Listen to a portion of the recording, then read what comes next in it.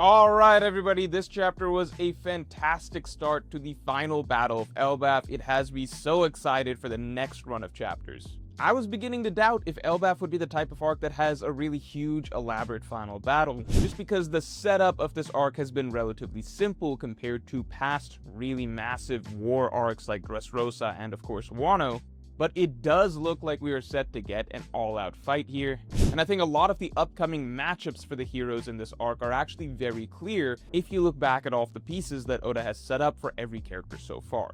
But let's get into it from the top. So I think with this chapter I kind of finally realized why I like Gaban. If you look at Roger and Rayleigh, they really are pretty opposite in terms of where they fall on the spectrum in terms of personality. Rayleigh is this sort of calm, wise, mature, level-headed one, and Roger is very brash, headstrong, kind of aggressive in many ways. And Gaban actually isn't a direct foil to either of them, but rather he falls somewhere in the middle of that personality spectrum. He feels like kind of a combination of Roger and Rayleigh, which is why at times he can be really fun, funny, unpredictable, wild, like we saw in his introduction, but at the same time he can offer wisdom, level-headedness, and insight, as we saw in this chapter, where he basically plays the role of the calm figure in the group who's explaining to everybody what needs to be done. So Gaban really feels kind of like a best of both worlds between these two characters, and I think that Oda did a really good job making the Pirate King's previous monster trio feel distinct from Luffy's modern-day trio.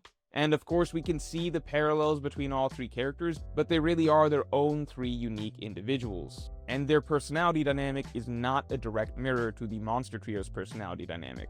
Now with Gaban explaining everything, we of course get the One Piece classic, the maps. Look, I, especially in recent times, have always begun to worry a little bit when it comes time for Oda to pull out the maps. And we all know what I mean by the maps. It's the diagrams where we're getting to see a map of the location and just little icons everywhere marking where every character is.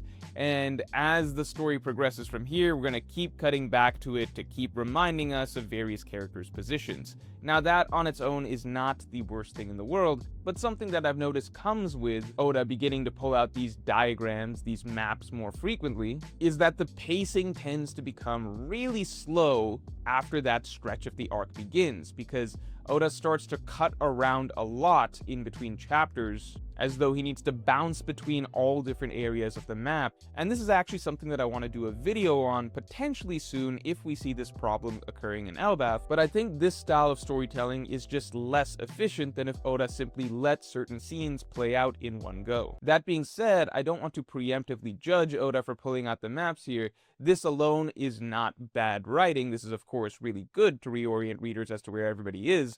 I'm just voicing my concern based on past experiences as to the direction that this could go. But first, this winter, you can become Aokiji with the first ever Devil Fruit inspired hoodie, the Ice Hoodie. Oh, that's cold. This is a fully fashioned, multicolored jacquard hoodie engineered at the stitch level. The pattern is literally knitted directly into the fabric, creating a rich, icy texture that won't fade, crack, or wear away over time. And right over the heart, you have the embroidered Devil Fruit detail. The hoodie is 100% cotton, breathable, and built to last. This level of quality for One Piece inspired fashion is something you truly cannot get anywhere else. And this January, the first 30 people to get their Ice hoodie will also get any 2 posters you want for free, including the 2 brand new exclusive Aokiji posters that can only be gotten with the hoodie. All hoodies are made to order and will take some time to ship. So make sure you get your Ice hoodie today, the first and only Devil Fruit inspired hoodie in existence. But let's see, because I think that Oda has been handling Elbaf's pacing overall just absolutely beautifully,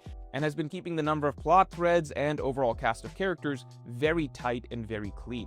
So I do genuinely have strong faith that the Elbaf arc finale is going to be one of One Piece's best. And I'm especially excited for it after Yaro's speech. What is speech? This is probably going to go down as one of the more memorable One Piece speeches, and particularly his line, which was basically like, okay, if you asked for it, we're declaring war against the world government. That is a huge deal, because we know the final war is coming, and just like that, Elbaf actually just became the first nation in the world to officially declare that they are going to be standing against the world government in this upcoming final war. No other country has done that so far. We can of course expect that Wano will, and Zoe will, and Dressrosa will, and Alabasta will, etc., but Elbaf is where the first declaration of war against the world government is officially happening. That is really exciting stuff, especially considering if you go back to the opening of this arc, back in chapter 1130 when Loki announced what Elbaf was to us, he yelled, "This is Warland. You are in Warland, the birthplace of war."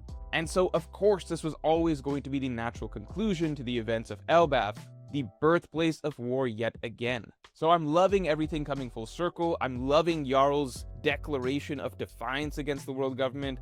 And I love that he basically gives everyone a shot in the arm, basically saying that let's not forget, we are the warriors of Elbaf.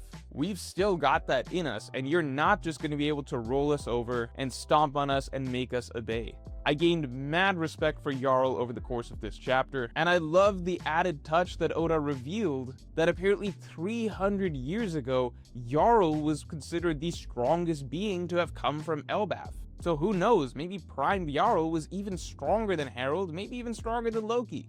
I do wonder if we're ever going to get to see Prime Jarl, if that's just something that Oda wanted to throw in as a fun fact for the readers. This also just gives further credence to the idea that Elbaf has historically just been the strongest nation in the world, as it seems as though they always have at least one giant on the island who is just unfathomably strong, like Pirate King level or above. We've seen this of course with Loki, and then before him it was Herald, and now apparently we realize that even before Herald we had Jarl.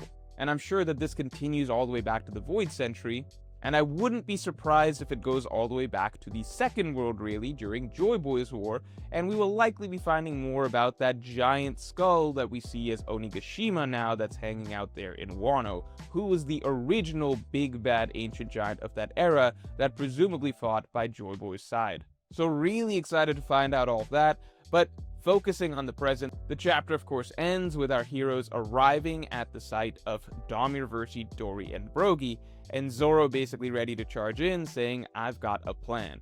And knowing Zoro, we all know what the plan is. He's only really got one plan, which is I'm just gonna go in swinging and cut these guys up. And you would think that this would be a Zoro-Sanji duo thing, but what's really interesting is that Sanji's expressed interest is in going to save Nami and the others. And I think Sanji will actually be needed in that area because that's where Imu and the other Gods Knights are. So everything is actually lining up really nicely for some clear matchups for the finale of this arc that perfectly fit every single one of the main characters of the arc so far.